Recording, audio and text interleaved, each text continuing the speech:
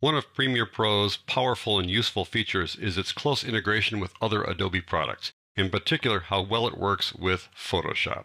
You can bring in layered Photoshop documents into Premiere Pro as individual layers, or have all those layers appear inside a sequence. It's a great convenience to do that. Now, if you don't work with Photoshop, this may not make complete sense to you, so let me just show you how it works in Photoshop first. Here we are in Photoshop. We have two images here, two Photoshop documents. This shot of the fish, which you've seen before if you watched a previous tutorial, and then this shot of this document over here. Each of these documents is a layered Photoshop document. The fish has that many layers, 8 layers. I'll show you them one at a time.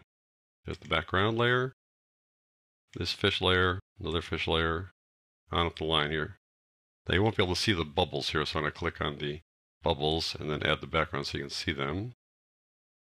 Bubbles again with the background, and bubbles again with the background, like that.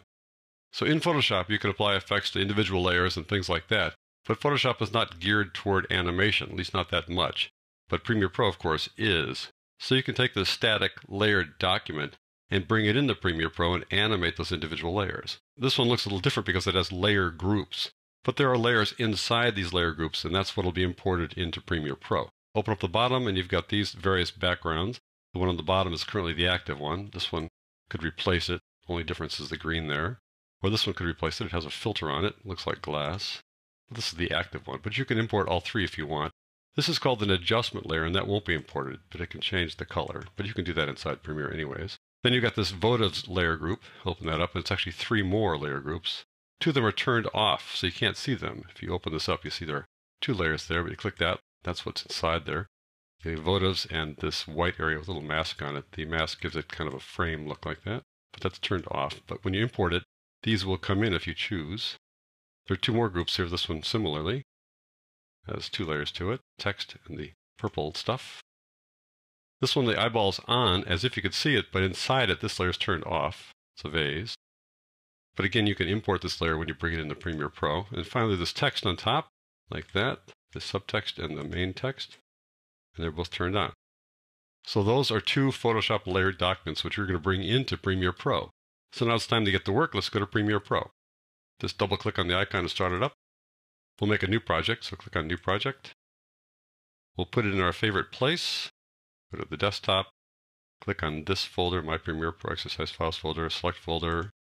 Give it a name like Photoshop Test, something like that. Click OK. Don't need to have a sequence. And now it's time to import those 2 documents. So go to the project panel, and then double click here in this empty space. And that opens up the import dialog box. And go to the Working Files Other Assets folder. You're going to go to this folder, Other Assets. Click on the first one, Layered Doc 1, and then Shift click, Control click, Command click, whatever you do to select another one like that. Now, in previous versions of Premiere Pro, there would be a little box here saying, how do you want to open up this Photoshop file? But that's gone because it was redundant, because it would ask you again later, so I'm glad they've dropped that. Now we click Open, and that opens up this dialog box before you actually finish the import process. It asks you, how do you want to bring this one in, this layered doc? You can merge all the layers, in which case you're going to have an image, basically, and all the layers will be merged together. So I'm going to click OK here, and I'm going to go back and get this one later in a different way. So click OK. And now it's going to come in as a one image, a 1 layer image. Now we're taking a look at the second one. So how do you want to bring this one in? Well, we'll look at the other options here. We can merge layers. If you do that, then you pick the layers you want to merge.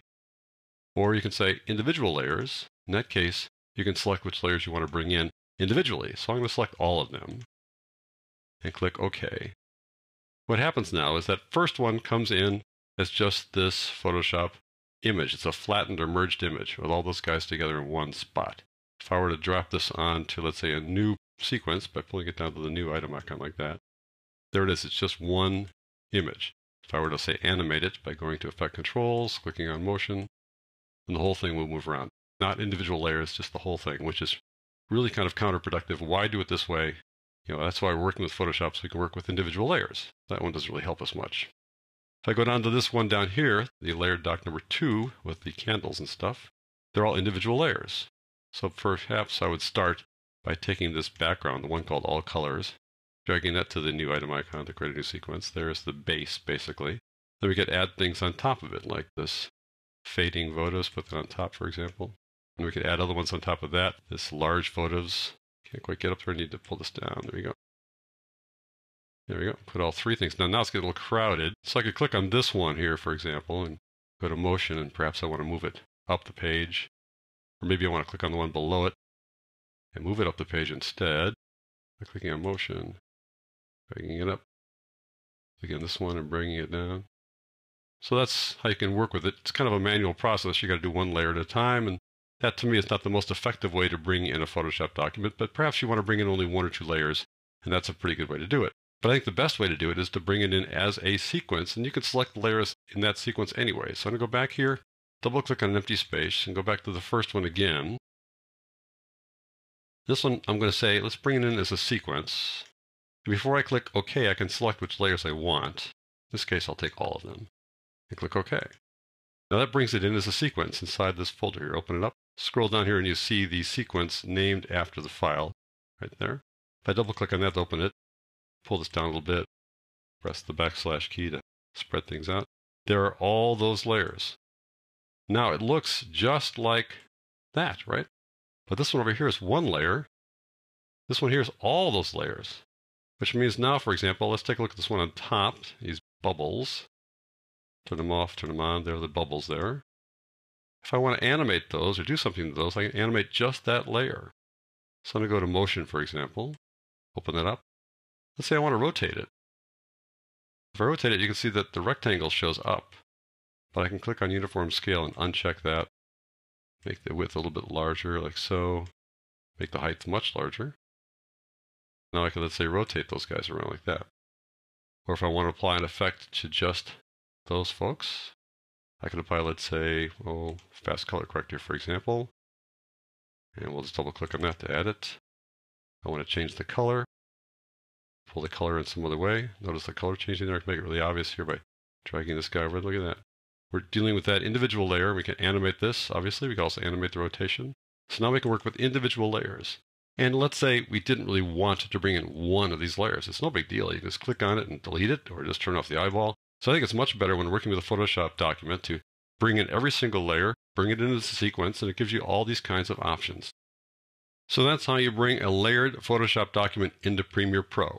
I think you can see that Photoshop can play an important role in the video production process.